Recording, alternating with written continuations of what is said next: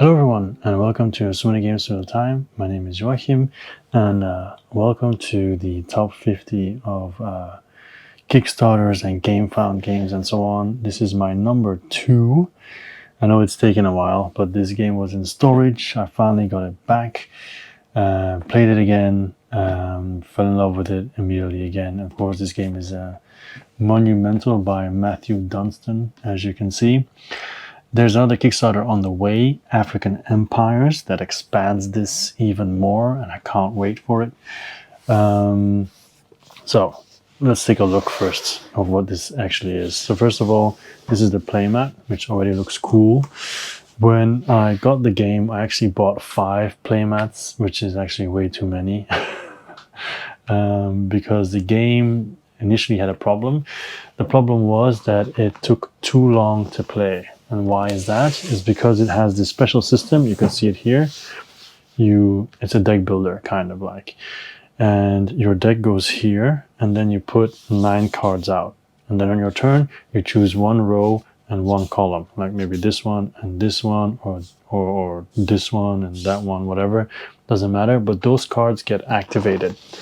And then they give you certain resources, basic resources, like military, production, science, and then you can do a bunch of things on your turn, but it can take a while. And if you then play with 5 people, it can be like, oh, when is it my turn?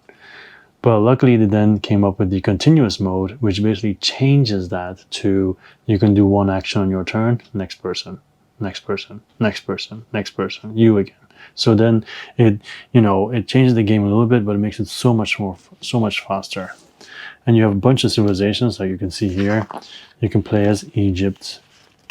You can play as Japan, as Denmark, Greece, China, and then we have the Lost Kingdoms that we'll see later that introduce even more. Then you have different maps to play. So you have Barbarians, so for 2 players, Barbarian lands. This is the one that I wanted to try as well. The Cities of Gold for 2 players. Plain Simple for 2 players. So there's a bunch of them, and of course they get bigger as more players play. 2 players, 3 players, still 3 players, 4 players, and this is also cool. It's like, it makes me think of StarCraft. 4 players. I think you even have 5 players now. No, just 4 players the maximum. But they can be really huge. Of course, the minis, as you can see here. But I'm actually going to take this out. Right. And move this to the side for a second. Don't worry, it'll come back. So, for example, you have these minis. These are the heroes and monsters. So for example, this is Genghis Khan. You can see it looks really nice. I want to paint all of them, but problem is altogether there's about 160 miniatures, so that's, it's quite an undertaking. So here you have the monsters, and these come in various sizes, as you can see, but the detail on all of them is pretty nice. Here as well, look at that. It's pretty cool, right? So yeah, when these come out, they just take up they just roam the lands until someone kills them, basically. And then all these special people like Einstein and so on, King Arthur, all these kind of things, they come out in different ages, and you can use them. Everybody can use them.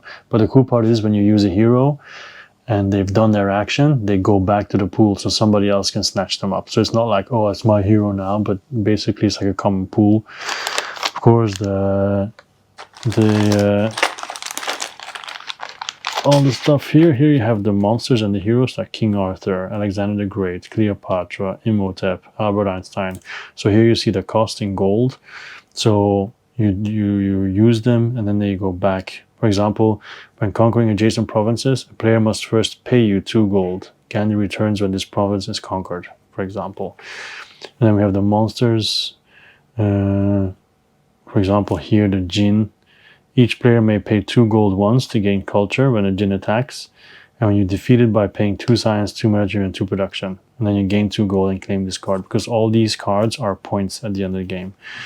So, but only 3 monsters come out during the game itself, maximum. So there's also that. These are some tokens, culture tokens, some production tokens. These are the cards. Well, there goes the top of the Renaissance deck. These are the cards. So that you saw the R for a short moment as Renaissance. This is to make the game longer. Here is the first age, then you have the second age, and the third age, and then these are cards that you can then acquire and add to your deck. You have wonders, but this is the third age, like the Kremlin, the Cristo Redentor, International Space Station, Panama Canal, and so on.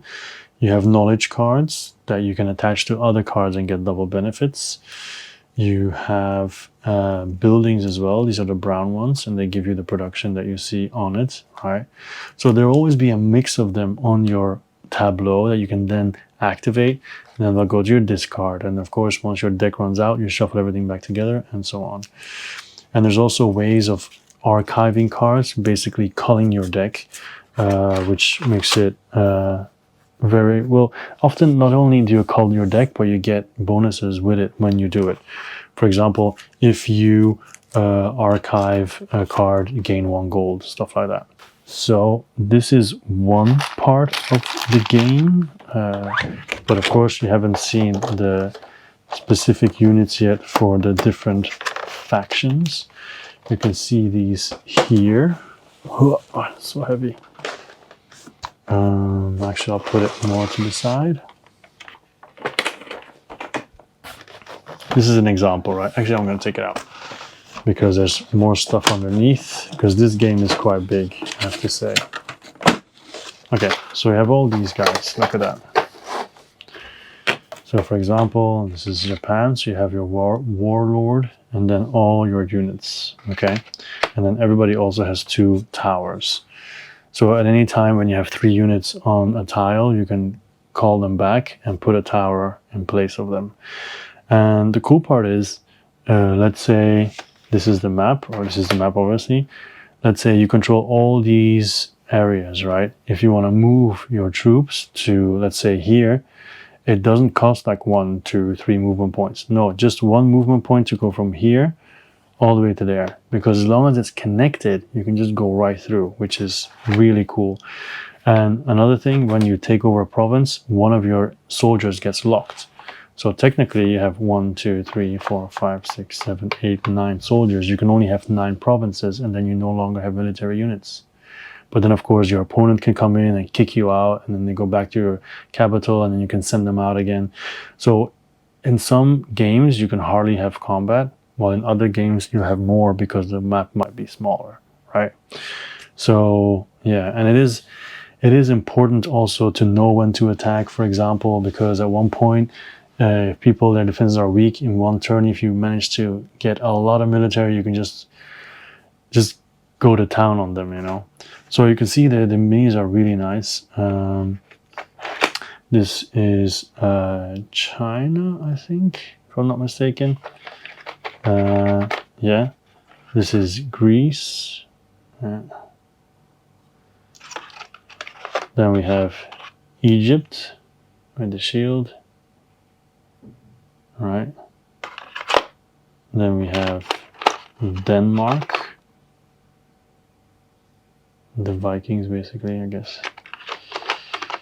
And then here, the bottom row, they're explorers. So these explorers also, they go around the map and do other stuff than your military units. They can pick up production. They can trade with a town, because there's towns on the board and everything. And with the expansion, they'll become even more useful. Because with the original game, sometimes near the end of the game, they might feel a little bit useless.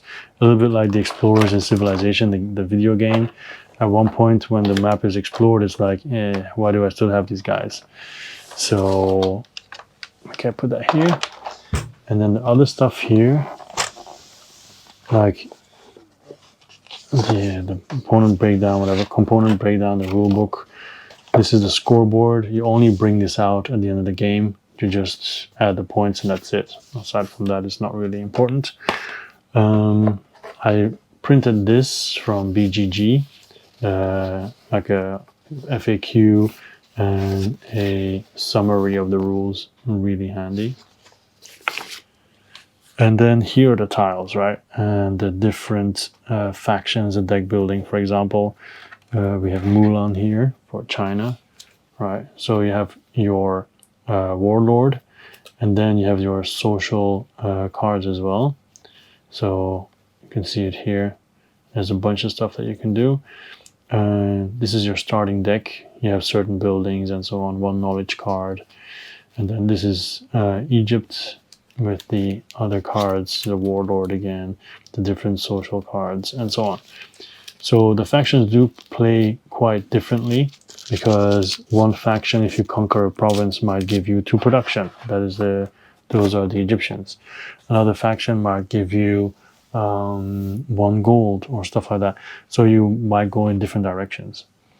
The coins are also very beautiful. There we go. They're heavy as well, and really nice on both sides. Yeah, this game, I really enjoy it. You have the barbarians that you fight, and there's so much variety in there. These are the wonders, so when you build them, you actually put them in on the board, because they add defense. No one can take them away. If you build them, they're yours forever, but they can't take over the land and get a point for owning that territory. So the tiles, let's take a look at some. They're functional. They look pretty. They're okay. The number is the military strength. I'm not going to go through all the tiles. Not really worth it. There's a playthrough that is online now, probably by now. So this is basically what the game is, right? You have your grid of cards. Every round you activate 1 row, 1 column, and then you just try to do as much as you can. And then after you saw the ages 1, 2, 3, that's the deck where you can buy from, the offer, right? And once that runs out, the game ends. So it's also a timer. So the more people acquire cards, the faster the game will end as well. The AI, solo-wise, is pretty good, because you also have some advanced cards that make the AI stronger. If you think it's too easy, then that can make it stronger. So there's different difficulty levels and so on as well, if you require that.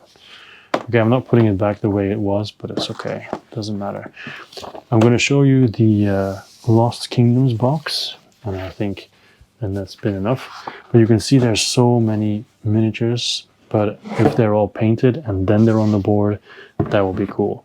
One thing though, the miniatures are quite big, so they don't always fit on the tile if you attack with a large group of them. So that some people find that annoying. I don't really care, to be honest. But yeah, to each his own. So here's the Lost Kingdoms, right? I have to be honest, I haven't played with these yet. I played with the cards that came with it and so on, but with the actual factions, not yet. So you can see the 4 factions here, right? Also their units. Once again, really nice detail. You have the Aztecs, you have the Atlanteans, I think, but we'll take a look now. Come on. Get out. Okay. So let's see who they added. These are the maps. You can see this is a 5-player map, so it's huge. Also has like deserts in the middle and so on. More 5-player maps. Pretty cool. I do want to play with 5 people though, don't get me wrong. But then with the continuous mode, obviously. So here we go, Lands of the Conquerors. Of course, here there's going to be, says they always have a little bit of a description next to it. Move quickly and aggressively to expand your civilization into these easy provinces at the expense of your weaker neighbors. You shall not pass. You can easily defend your territory as long as you hold the choking points. Make sure your defense is tough enough, and so on. Okay. So here we have Atlantis, like I said. We have the Mughals, yeah. So basically an Indian empire. And then the Amazons and the Aztecs, as I said. And all 3 of them, they introduce a certain kind of resource horses introduced, and some other stuff that I don't immediately remember. But yeah, it's cool in general. Here we go. Here are the horses. Here are the other wonders that were added. That is actually put in the other box, but anyway. Once again, the decks. For example, Hippolyta, once per turn when Hippolyta conquers a province, gain 1 horse. Once a turn when Moctezuma conquers a province, you may sacrifice 1 soldier to gain 2 matching basic resources, and so on. And then the new tiles. Some of them add new mechanics as well. So yeah, in general, I'm really happy with this game.